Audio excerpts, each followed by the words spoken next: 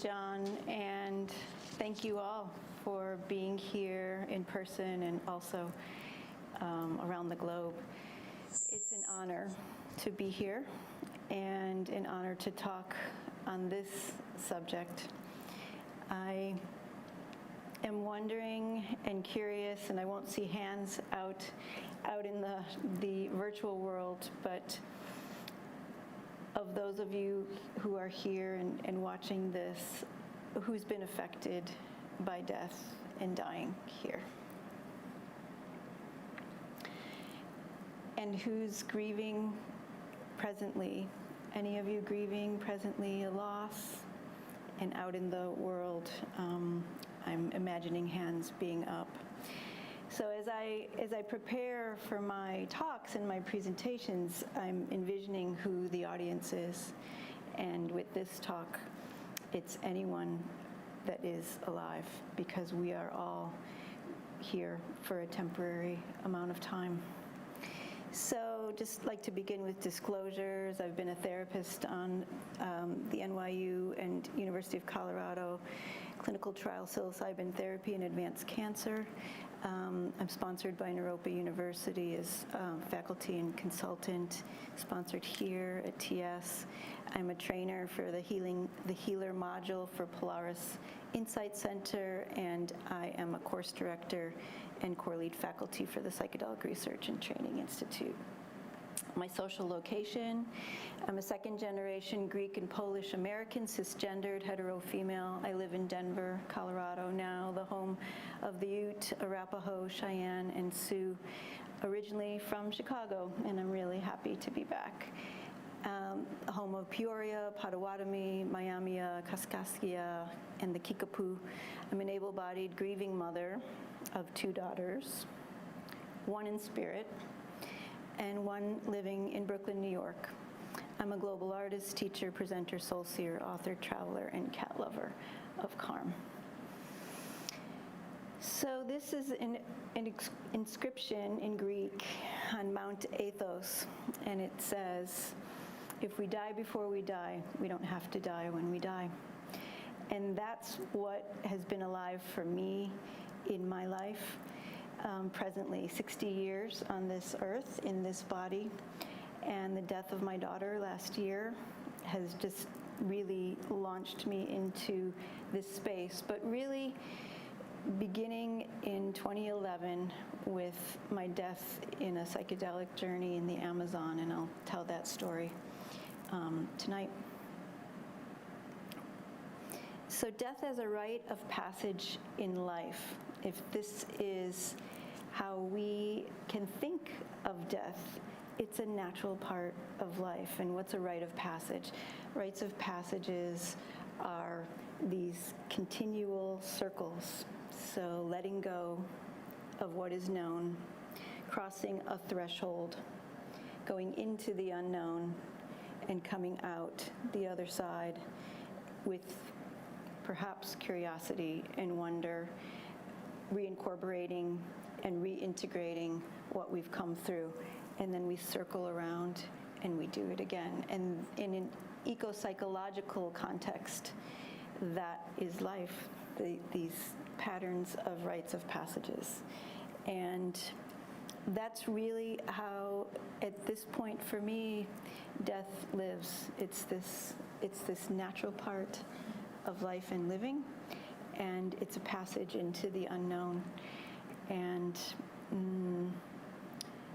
watching my daughter in her process really strengthened my connection to spirit, because for me there was no other way.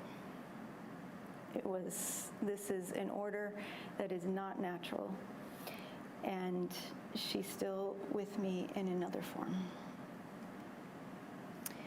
The more than human world grieves.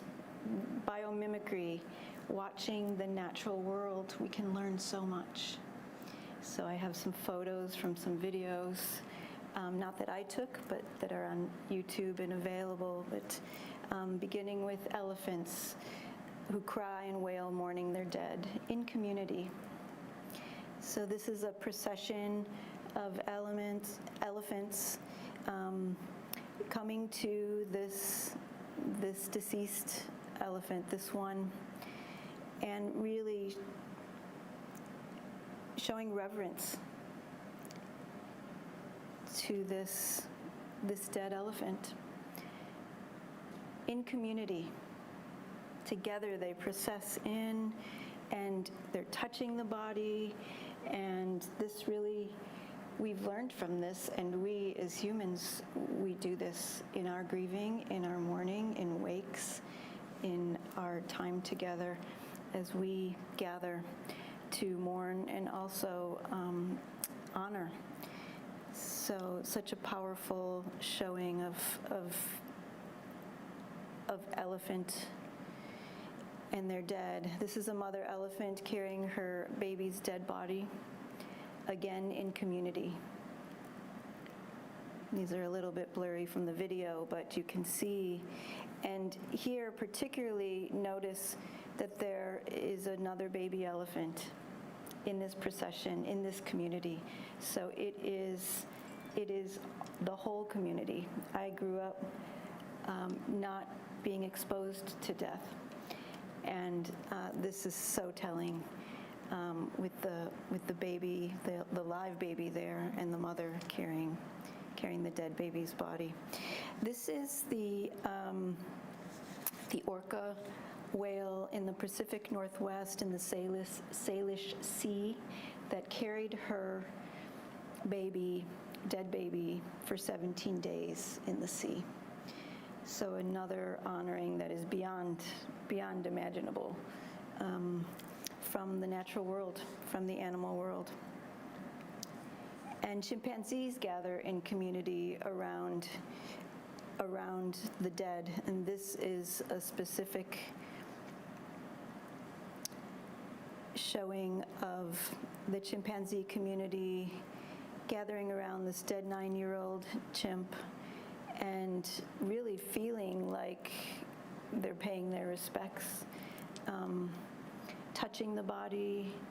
One even ran up and kind of hit the body almost in disbelief, and I can relate to that with my daughter's death, of seeing this lifeless body.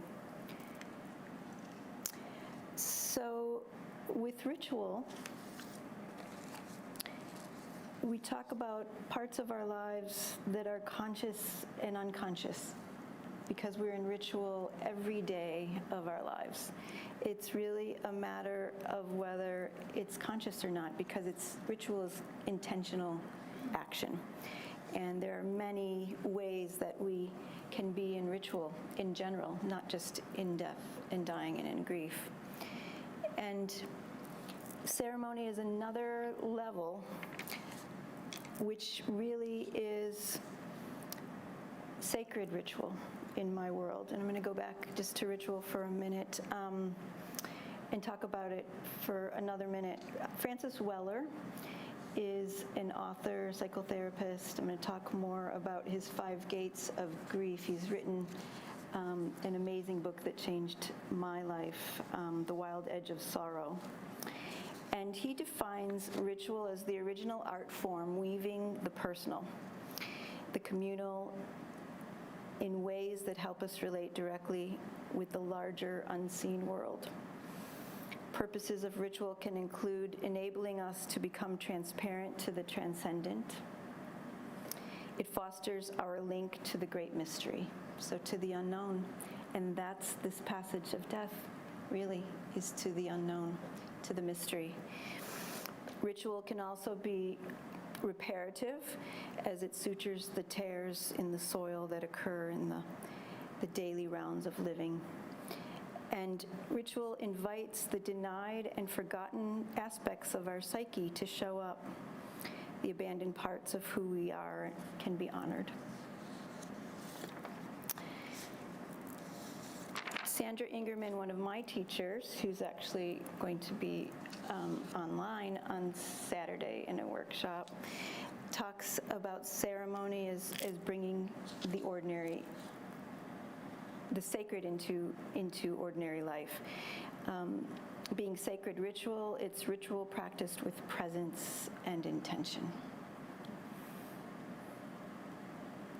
Grief and death and dying ritual and ceremony is ancient practice, both in the more than human world and the human world. This is a photo of the Plutonian cave at Eleusis in Greece. And this is a place in ancient times that there was a ritual of people marching from Athens to Eleusis, about 22 miles outside of Athens in Greece, in a ritual and a mystical ceremony where it's not exactly known, but there was a practice, perhaps drinking what is known as the kukion, perhaps a psychedelic brew, but really going into the practice of death through the myth of Demeter and Persephone. And that myth is Demeter, the mother who lost her daughter, Persephone, to Hades, taken to the underworld, and she grieved, and this is the actual place that this was experienced in the Eleusinian mysteries. I've had the incredible honor to sit there, and I can say that the grieving that I felt, just the energy, because there is a well, which is the well that is said to be the well that Persephone went to the underworld in. It's deep, deep and powerful energy here at this cave at Eleusis.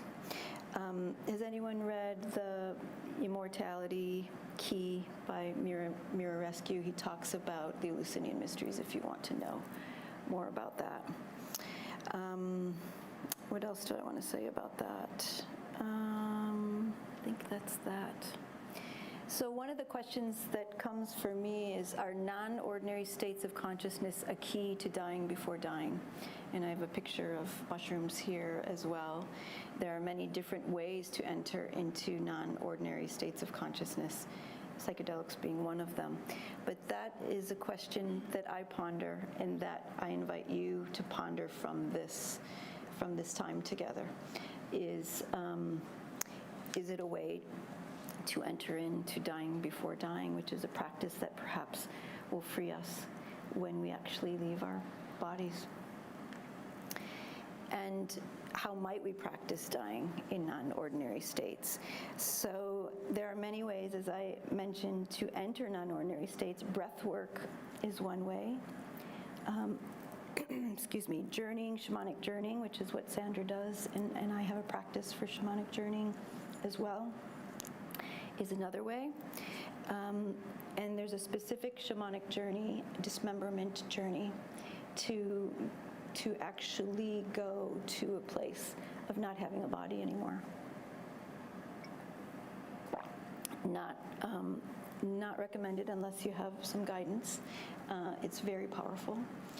And psychedelic journeys are another way, perhaps, of practicing in non-ordinary states to feel what it's like to not have a body anymore, a container. This is all existential work, and I think that existential work is what can bring us peace in actual dying, or those around us that we are experiencing their death, because we will all, if we have not, experience that at some point. So my psychedelic journey to death and back, my story, that launched me into this whole realm of dying before dying without really being deeply conscious of it, is a story that changed my life. So in 2011, I was in the Amazon jungle with my teachers. It was during my apprenticeship with the Caro. As John mentioned, I am apprenticed by the Caro, the mystics of the Andes in Peru. They do not practice with psychedelics. They're connected to all of life. They're animists. They live up in the high Andes. They're farmers, simple farmers, and they're mystics. And their connection to psychedelics is that they honor all plants. The Shipibo, however, are peoples of the Amazon in Peru, and they've been my teachers in my personal work. So I was first in the mountains with the Karo for 2 weeks in 2011 with my school and my teachers, and in ceremony, earth ceremony, every day with the Karo, honoring the earth, Pachamama, and in gratitude and thanks for life. And that's their practice. That's their main practice. And they do it in different ways, and there are despacho ceremonies, and they give the water to the earth before they drink it. It's beautiful, simple practice, and so sacred. After the 2 weeks in the mountains, I then extended my work in the jungle, in the Amazon, in Peru. And I knew that this journey was a journey that included the sacred medicine of ayahuasca with the Shipibo psychedelic, and I knew that I had the choice as to whether I wanted to partake in that. And I really didn't think that I would, because I had never before, and I really didn't feel called. However, I did partake and in 2 ceremonies, and the first night I was very careful about advocating for myself with the ayahuasquero who held the ceremony. He was also a psychologist, and it was a gentle, beautiful rebirthing for me. And after that rebirthing experience, we were on trails the next day with the guide, and I was connected to everything more than ever. And I was literally hanging on vines and swinging on vines in complete and utter joy. And that first night, I just took a sip because they took such good care of me with my sensitivity. I eat dark chocolate and I'm up all night. So it was sweet to be so well taken care of. And yet, I was pretty ungrounded from that experience, even the next day. So I decided to go for a second journey. And I went to a different ayahuasquero, and he was known as the one who brings the dragon into the room and not for the faint of heart. And I said, yeah, I'll do that. And the intention of the whole group of our teachers they brought to us was, the first night was physical, and the second night was moving into death. So I wrote in my journal, Jaguar, show me the way beyond death. And I wasn't conscious enough at that place in my life to really know that I had to die before I would be seen beyond death. It seems kind of obvious, but I was full in it. So the path that it took me on was death, and it was incredibly intense and traumatic. I was given a full cup of the medicine, and I knew early on in this Maloka, this space, this building in the Amazon, that I was dying. And there was no separation between that knowing of my dying and my being in a ceremony. There was no separation at all. So there was deep grief as I asked and begged for forgiveness from my daughters that I would never see them again, that this was it, that I was actually going to die in the middle of the Amazon in the dark and never see them again. Pretty devastating in the ceremony itself. I was collapsed. The room was pretty wild. People yelling and screaming. I'm guessing there was another plant put into the brew. And I learned so much in the midst of it, but I was petrified. I was not ready to die. I did not want to die, and yet it was happening. So I begged and pleaded to all of my teachers. I learned really for the first time in my life, in my 40s, to ask for help. It just seemed too late. at that point. So what a big lesson that we have so much help available to us in the unseen realms, in the unseen worlds, in the natural world. So as I moved through, the dragon did come up to me twice, and I was not very pleasant in that moment. Learned that as well, like, okay, make peace, right? If it's there, make peace with it. And I was angry, and I was devastated, frankly. I finally let go because I knew that was it. It was happening, and there was nothing that I could do to stop it.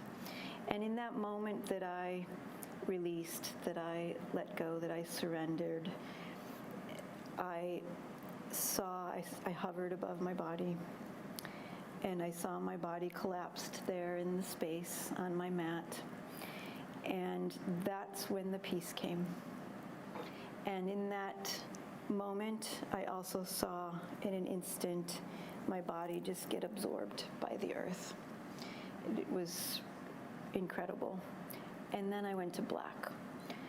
And I don't know, because there's no way to know if I was unconscious. I'm guessing that I was. I don't know for how long.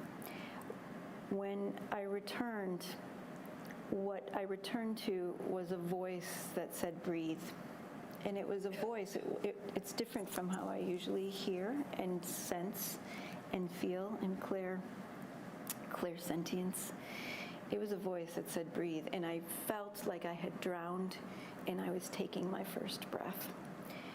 And the guidance then came different from the voice, get out. And I didn't even know who I was, what I was, but and I don't know the order. But I was told to look up. There was a light, kind of like this light that's shining on me tonight, but brighter and more amazing.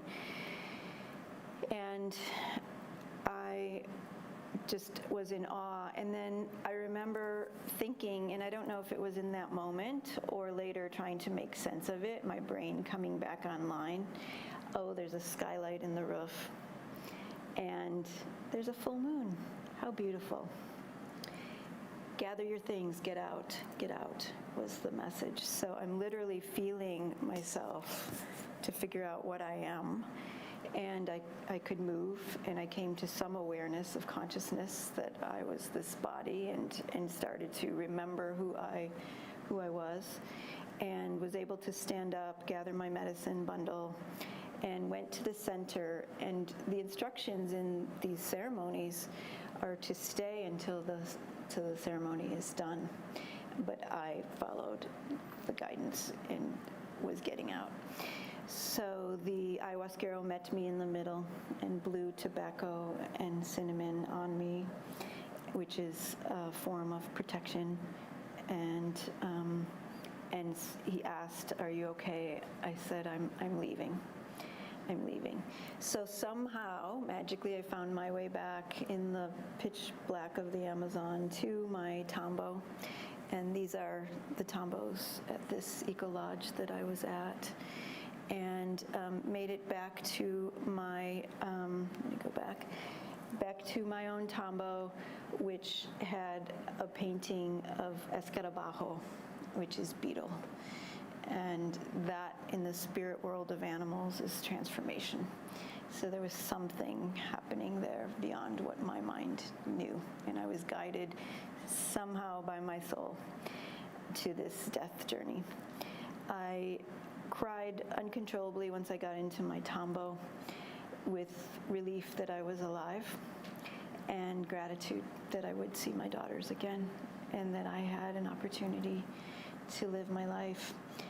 And then it all started again, and I collapsed in the bathroom and went unconscious again in the bathroom. So it was serious medicine, whatever it was that night.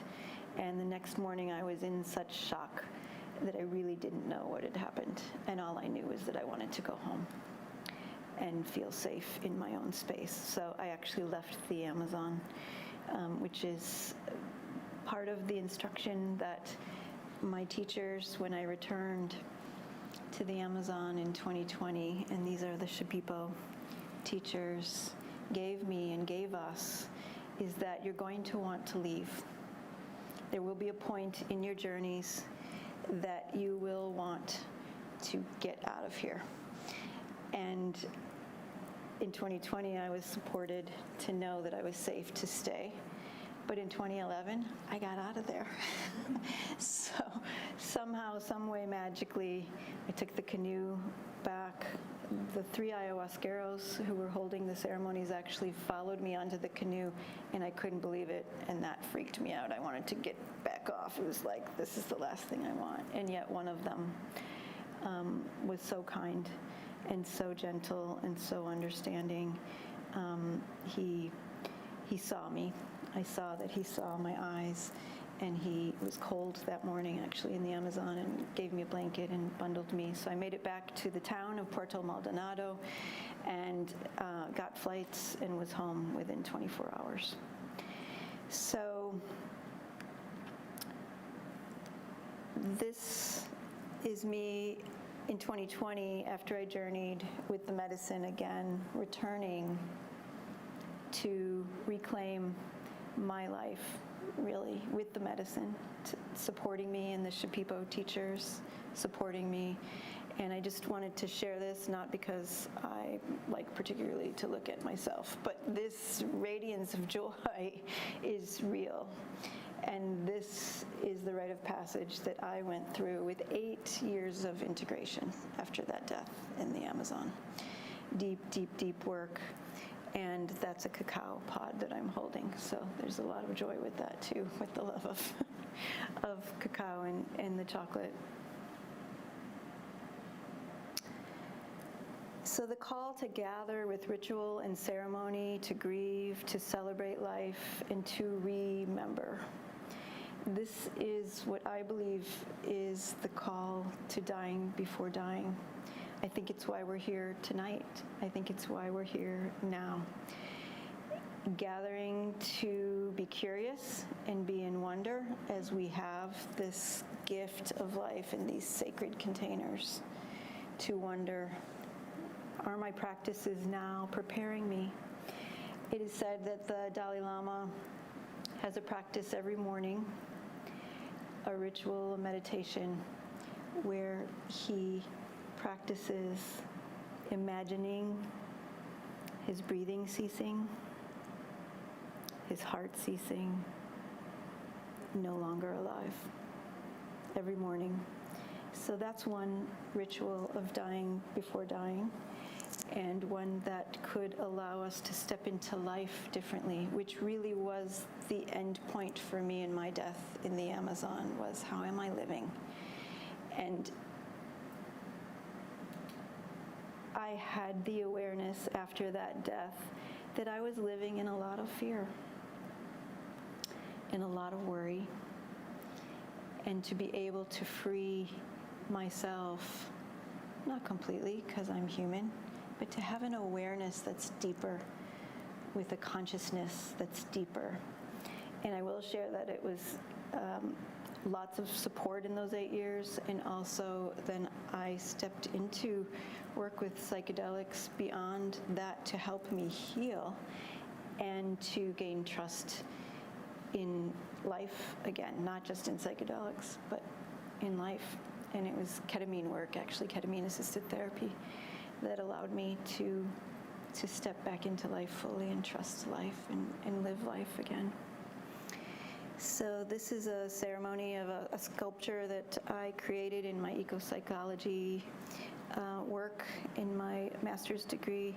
And this is a large form of a despacho, which the Karo practice of prayers through the organic pieces of flowers and sticks and soil as vehicles for prayers of what to let go of and what to call in. And ceremony really brings us beyond what the mind can know. And that's what these practices of non-ordinary states of consciousness can bring us to, is beyond what our minds can know.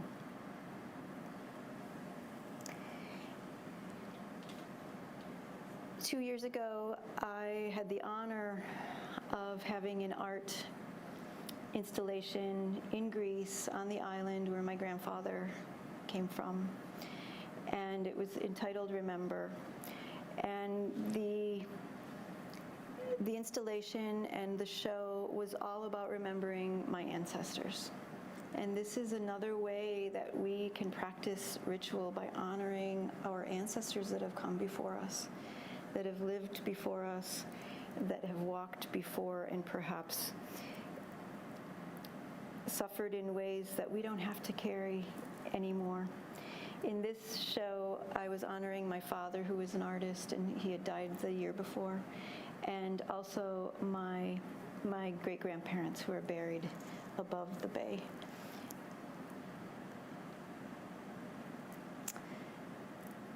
The heart that breaks open can contain the whole universe. Does anyone know Joanna Macy's work, The Work That Reconnects? She's a PhD, a Buddhist scholar, an incredible teacher.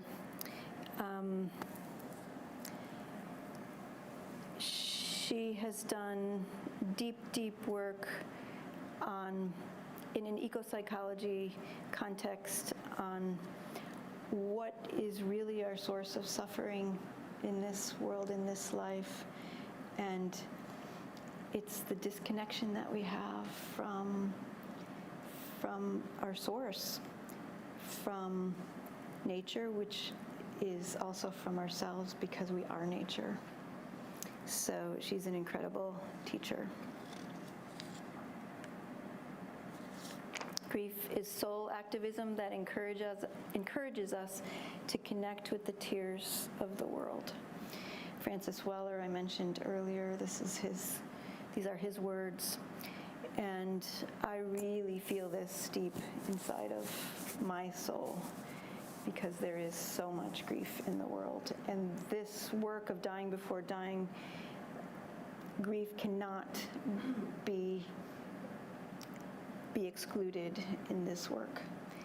And Francis Weller, through his work, really taught me that grief and grieving is really our responsibility, because it can, first of all, to normalize it allows us to feel and to honor. And in our culture, it is not normalized. It's not allowed. It's seen as weak. And I may cry with you before we're done during this presentation. It's only been 7 months since my daughter died. So deep work of grief and surrender and the pains of the world. And it's one of his 5 gates of grief that I'll talk about in a minute. I have found the paradox, Mother Teresa said, that if you love until it hurts, there can be no more hurt, only more love.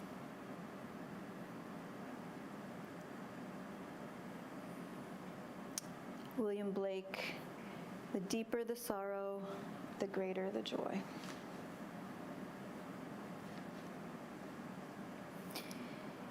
And as the elephants and the chimpanzees have shown us, and one writer wrote about the orca whale, if they were not near extinction, she's sure that there would have been a pod around her. Grief is as communal as it is solitary. After my daughter died, I talked to friends, and I felt so deeply that I just wanted to go to the sea and go and soak in the sea. The water is my place. And a dear friend found a friend who had a place, and I went to the sea on Eleuthera. The name Eleuthera, not by chance, in the Bahamas. Beautiful place. I'd never been there before. So amazing. And I was there in this beautiful home that was holding me. And as soon as I got there, I went myself. I had this sinking feeling of, oh my God, what have I done? Because I was alone. We're never alone. but I wasn't with any other people. And I realized, whoa, I really, really want to be in community. I want to be held, if it's even just someone bringing me a glass of water or a cup of tea. So I think the power of grief in community and the permission to give ourselves to grieve together, whatever it may be in our lives. It doesn't have to be an immediate loss of someone in our life, is incredibly powerful to release us in preparation for dying before dying. Weller talks about the central gift of grief ritual. And that central gift is its ability to help us enter into a state that is beyond our normal way of perceiving and experiencing ourselves and the world. So it's this mystical place. And with non-ordinary states of consciousness, the mystical experience is in the literature, it's in the research, it's going into a place that is everything and nothing at the same time.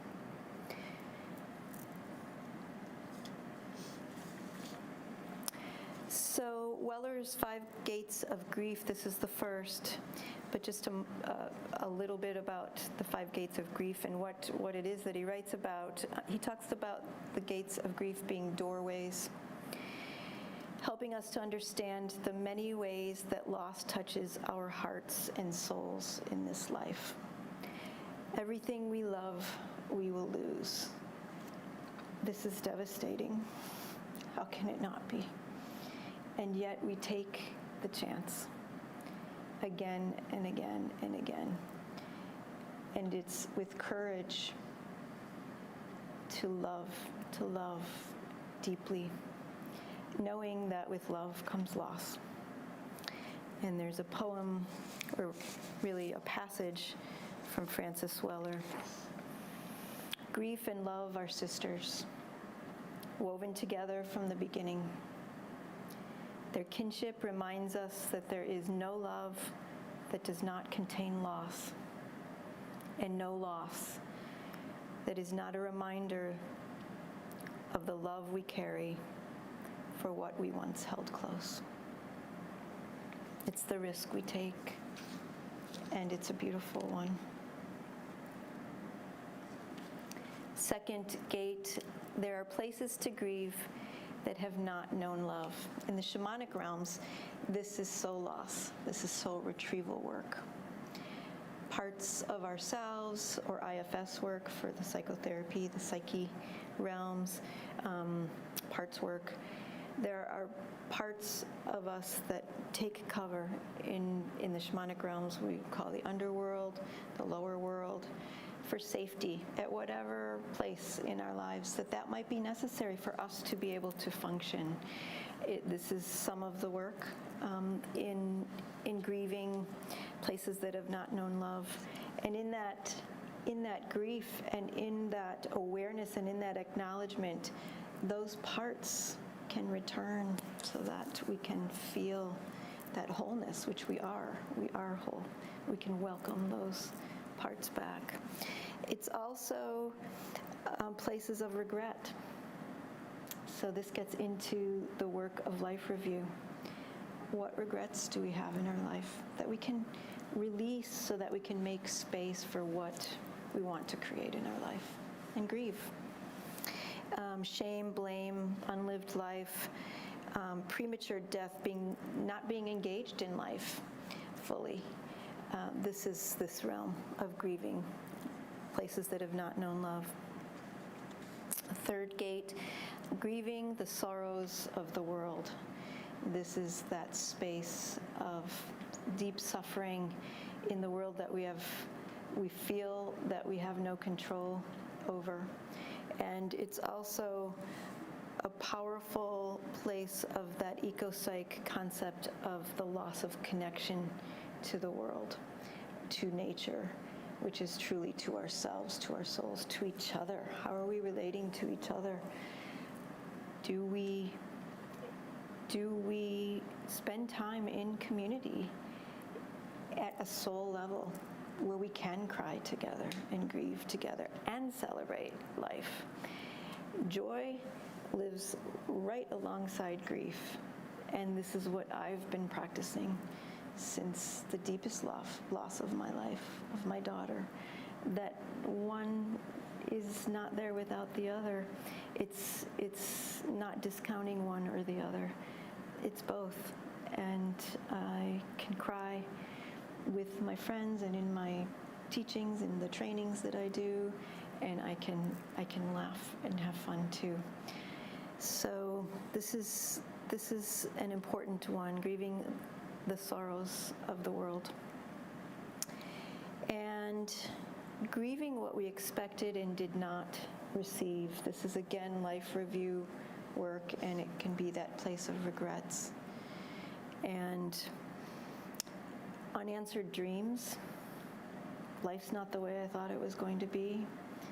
I certainly did not imagine that my daughter, Lexi, would die before me. It's incomprehensible. And yet, I go on. And it's through my grieving and my ability to be grounded through the support of community and all of this work that has allowed that. And I'll add that I have had the support of entering non-ordinary states of consciousness through her final months in hospice and watching that and her suffering, and also since then with ketamine-assisted therapy with my friends holding that space so that I could go truly through those rites of passage by truly letting go. Incredibly supportive.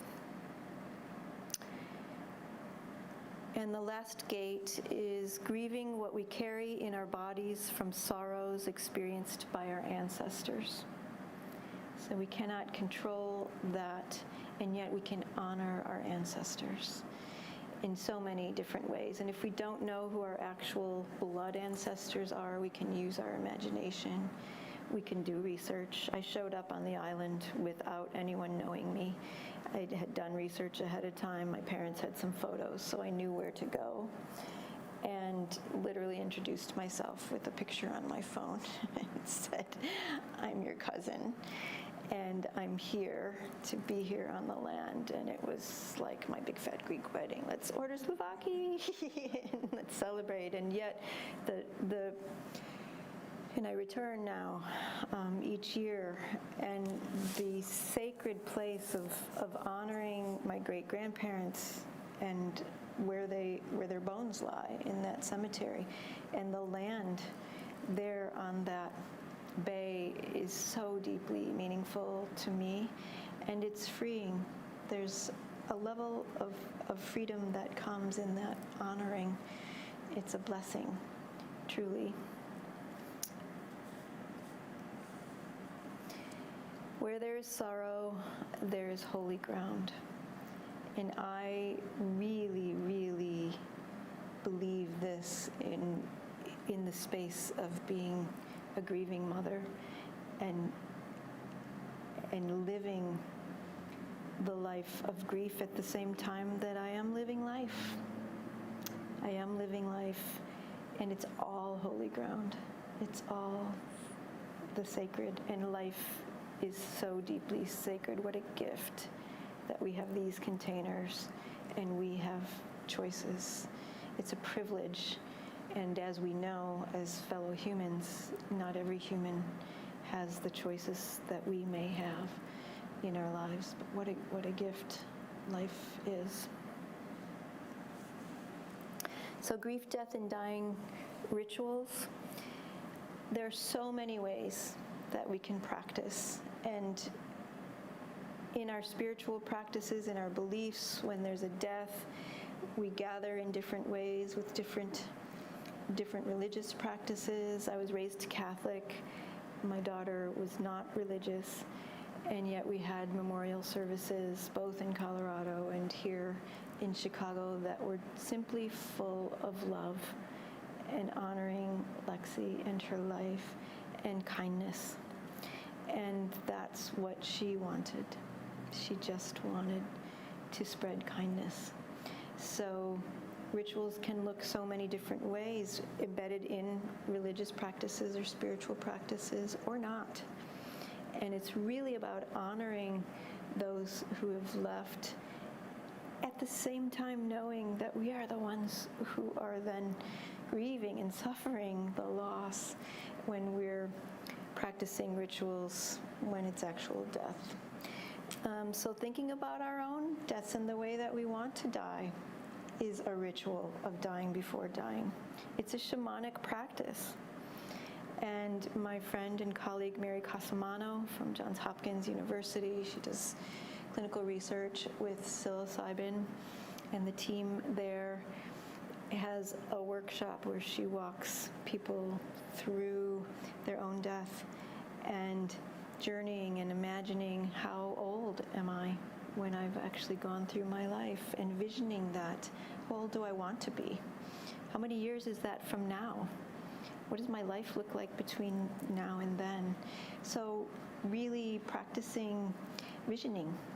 And we don't have control, but we can practice in these rituals and ceremonies about what we want and how we can be of service here while we do have these incredible bodies and this gift of being here on earth.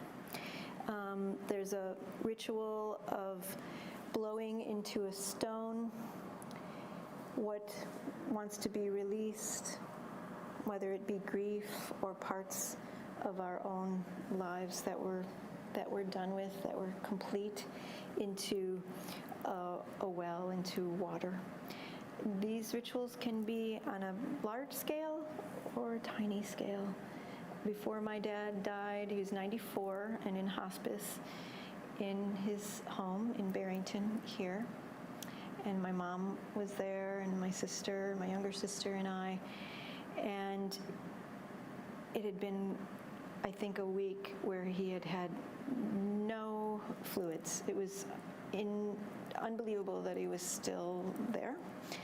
And I actually checked in with one of my teacher's friends and colleagues, a shamanic colleague, and said, okay, I need support. Is there anything that I can do to release my dad?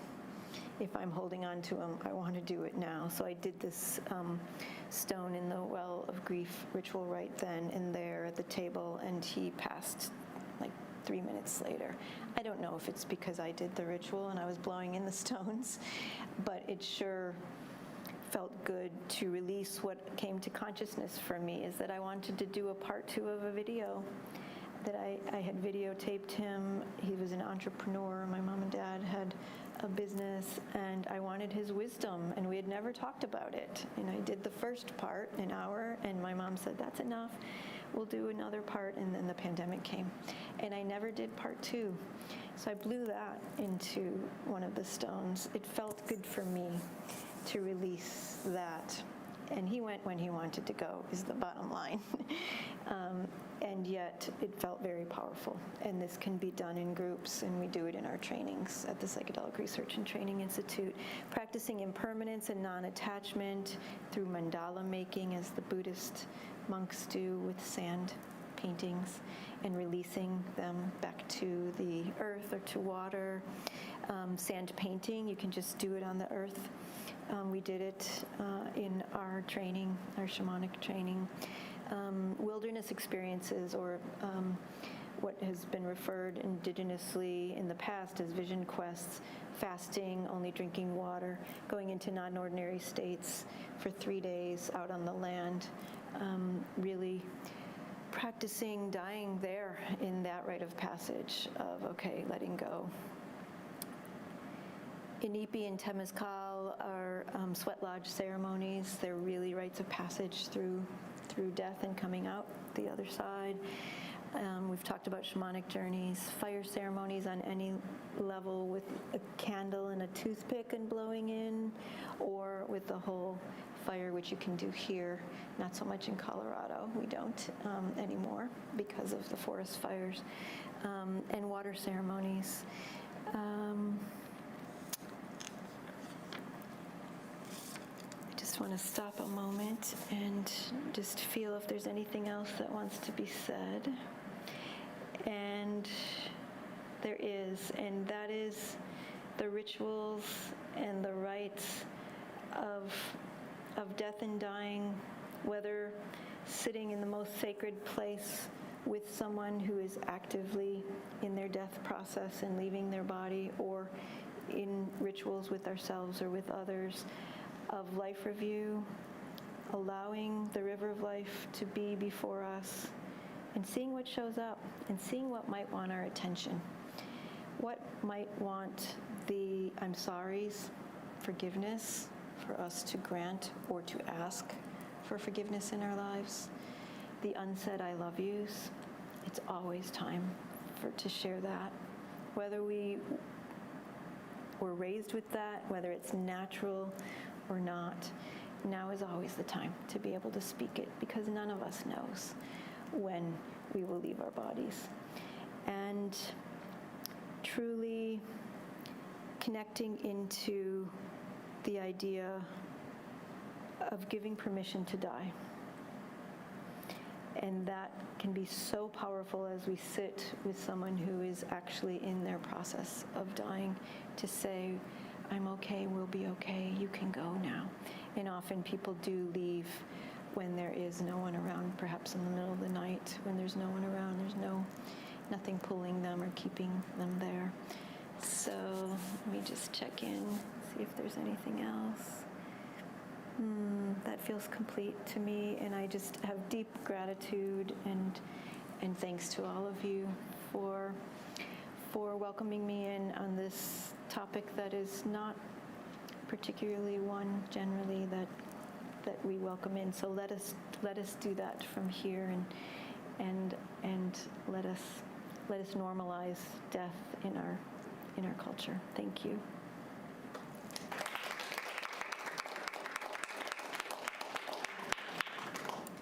Well, thank you, Christina, for a very powerful and touching presentation. Seeing that we do have people here in person, I would like to open an opportunity for you to follow up with questions if you have questions that you'd like to ask. Just raise your hand, I'll bring you the microphone.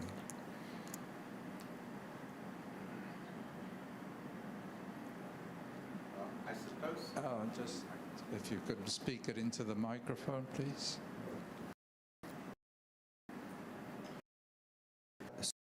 Since you've experienced death, how has it been coming into a rebirthing of yourself? Yeah, a lot of responsibility. And one of the questions that I ask myself is, how can I be of service? And how can I honor myself and my gifts? How can I share them? It's a responsibility. What are those? What's holding me back? I'm a painter. I'll tell you what, it is tricky business for me to give myself permission to go and paint. It's like it's this thing that I don't deserve, or I'm not sure I'm working with it. I'm actively working with it. So it's really what brings joy, what are my yeses and my nos. And at 60, I can tell you that I'm clearer with that than ever, and it's a beautiful gift of growing older. And really practicing those things, because it truly is every morning, like, okay, what am I doing with today? And yet, with my daughter's death, I'm grieving. So I'm also being kind to myself, like, oh, I don't have the energy right now to do things the way that I did them, and maybe it's just how it is now. I don't know. Being present with what is. So those are some of the things.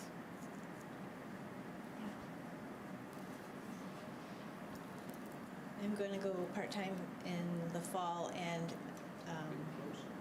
thank you. My plan is to really work on dying, and actually I started to delve into the shamanic work and Sandra's. Where would you think, because I'm waiting for something to come to me, and maybe that was you, and where do you think I could start with that? Or do you know of any local facilities in the area, or where to start taking more teachings? I've taken some teachings on call it death doula, not my favorite name, but, end-of-life assistance. And so what is your suggestion, if you have any? With shamanic work or with the death work? Both? Yeah, both, but specifically, I suppose, on a connection to working with people who, a lot of people don't have anybody, or even if they do, to help the family and the person dying. Over the last 20 years, I've accidentally done it anyway and been with people who are dying, and now I just wanted to kind of jump in and that'll be my assistance. Yeah, hospices have volunteers. It's a beautiful place to enter in, and now that I'm in Colorado, I can't name specific ones here, but I'm sure if you do research, you can find, but all hospices have volunteers, and you can actually sit and be of service in that way, and there are trainings that hospices will hold, and actually a hospice in Boulder, Colorado, that I have worked for as a nurse. I'm a nurse. I don't think I mentioned that. We didn't mention that. It's an important piece. I'm a nurse and an eco-psychologist, and I've worked in hospice, and that hospice that I worked with actually has a program for volunteers in energy and shamanic work as well. So do some research, and I trust that you will find where you can be of service. Yeah, my pleasure.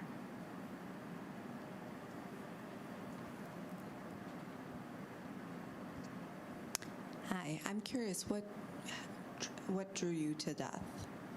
What drew you, your 2011 experience? What was it? Was it a combination of things, or was it, I'm just curious, what was it? Yeah, good question. Because I was not conscious of it like I am now, and yet the shamanic work is death work. It's inclusive of death work. Deep, deep, deep work of shadow, what's hidden, and going into the realms of what is in the realm of mystery and the unknown.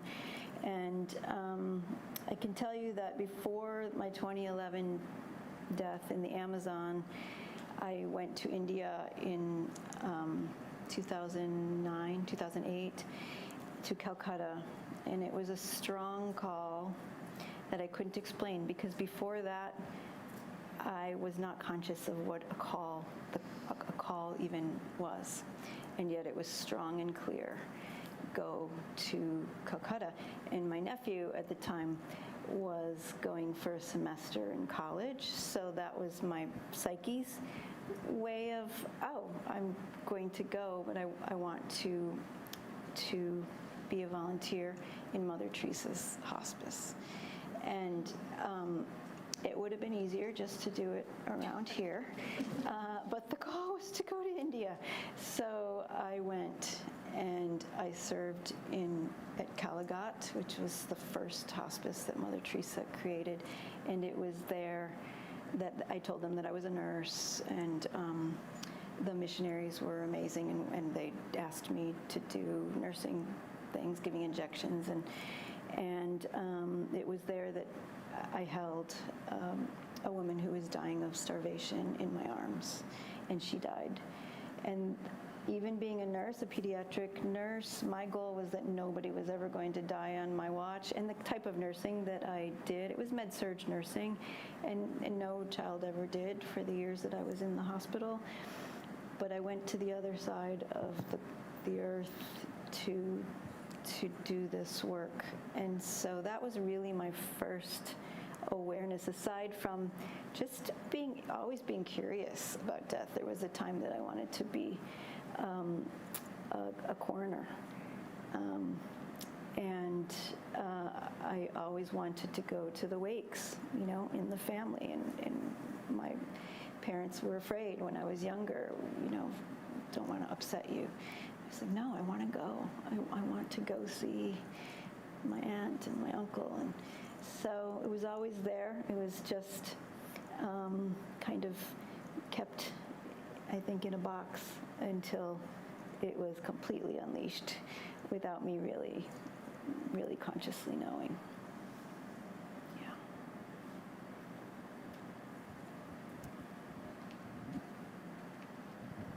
Thank you. Beautiful presentation. Thank you. My question is, how did your previous experiences and teachings help you to go through your daughter's passing and after? Like, how did that prepare you? How did it help you through that journey? Yeah, thank you for asking that. I really was so grounded in allowing, and it wasn't easy, her process to be her process, which wasn't necessarily the way that I wanted it or the way that I would have done it. And she was 29 years old, an adult, and so that was my practice in watching my daughter go through her. She was sick for 3 years and was clear at one point, no evidence of disease. So that really allowed me to be so deeply grounded in a way to honor her in her process. And I did have ketamine-assisted therapy sessions, not often, maybe like once a month in her final months, which really grounds me. It's a medicine that takes you out as a dissociative anesthetic, and then you return back into the body. So it's this practice, this sacred practice, the way that I hold it, of being able to come back in a new way. Again, the rite of passage of letting go, leaving, and then returning. Crying a lot, being with her whenever she wanted me there, and there were times she didn't. And knowing that I was there for her and for her sister. That brought me peace. And I whispered to her more than once, you can do this the way you want to do it. It's not up to anybody else. No matter what is you're being told with love or guidance or care, you can do this the way that you want. So that's what comes to me right now. Yeah. Yeah. Oh, I was just over there.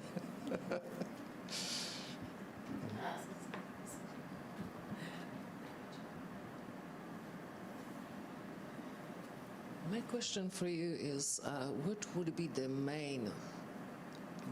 most important message from you and the experience you had about that you want to send to the world? My experience in the Amazon, my death, the most important message.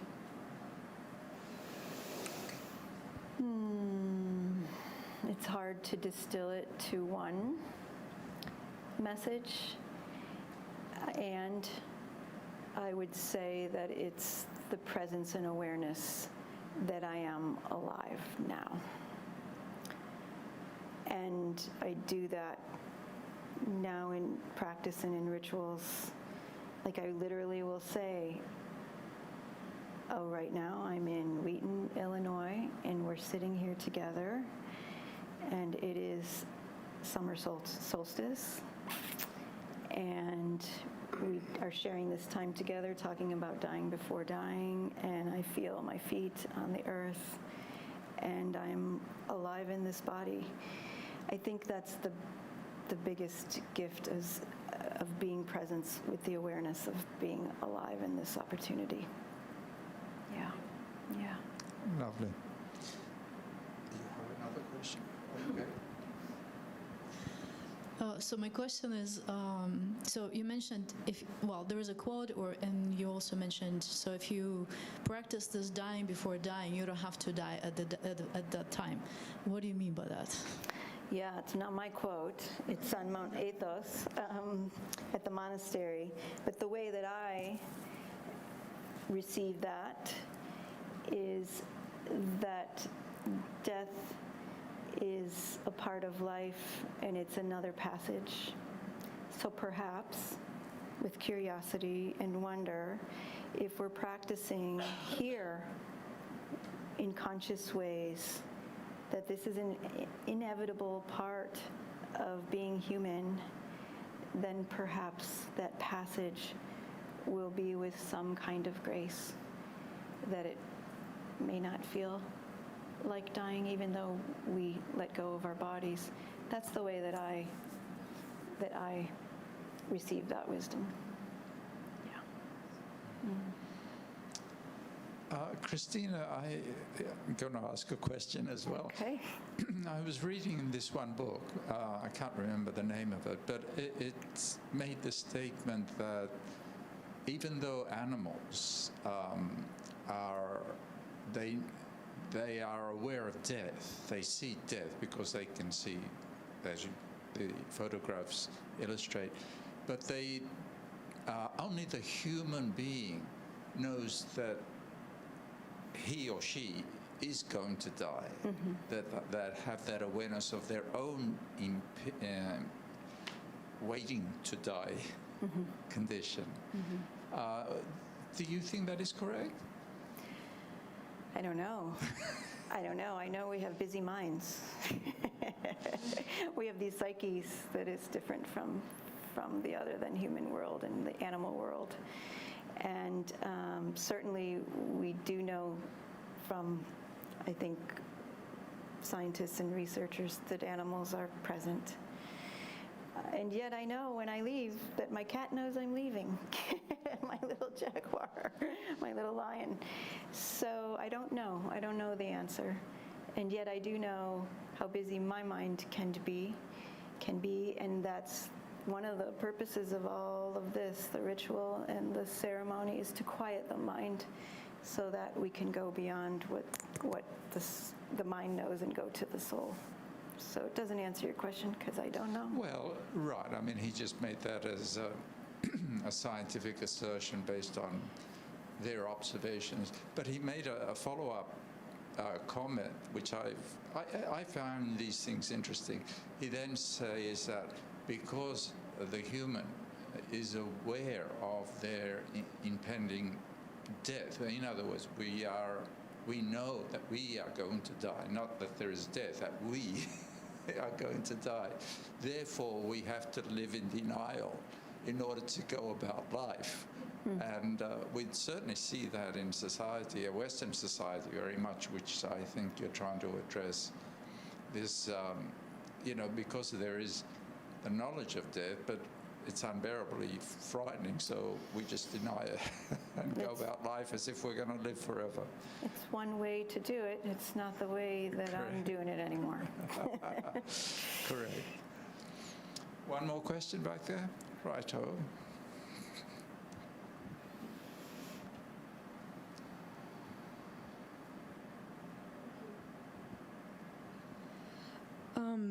I just wanted to ask you, I guess, how you found ways to honor your ancestors, and you've talked about that a little bit, but I'm also very interested in ancient Greek religion, and I find just ancestor veneration very, very important and very fascinating. I'm very into Catholic mysticism, and there's kind of a thing of memento mori in Catholicism with the mystic side of it. So I don't know, I was just wanting to ask you more about that, if that's okay. Oh, yeah, absolutely. Thank you for asking. Me personally, I have various rituals and ancestral altar, and going to the place, again, it's a privilege for me to know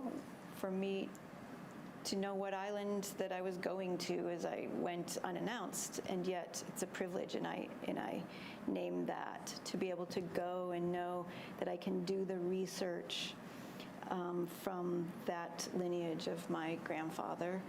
And my other side of the lineage is Polish, and I interviewed one of my grandmothers when I was young, and I have that paper so I can actually see the villages, and there were farmers and where they came. That's incredible privilege for me to know. And yet we can honor ancestors that are ancestors that we may not know the names, or ancestors that may not be our blood ancestors if they call to us, because in the end, are we not all connected? So you're called to Greek ancestry, and the lineage is an example of that. So I love the Minoan culture, which is the island of Kythera is Minoan. So every time I go to the museum. I met with the chief archaeologist at Eleusis, and that was incredible to be able to talk to her. Making art is one way for me to honor my ancestors, just going into a journey and asking for their guidance. That's honoring them for me in my practices, is asking for the help. I think in my world and in my heart, they want us to ask. It's my experience anyway. So that's another way of honoring, is knowing that they're there. And they may be ones that I don't know by name, and they may not be my actual lineage. So those are some ways, does that answer? Absolutely. Yeah. Thank you.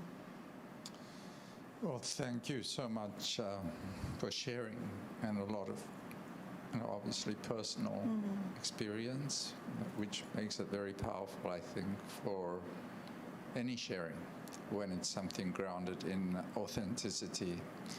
So very much appreciate that, Christina. And I want to invite you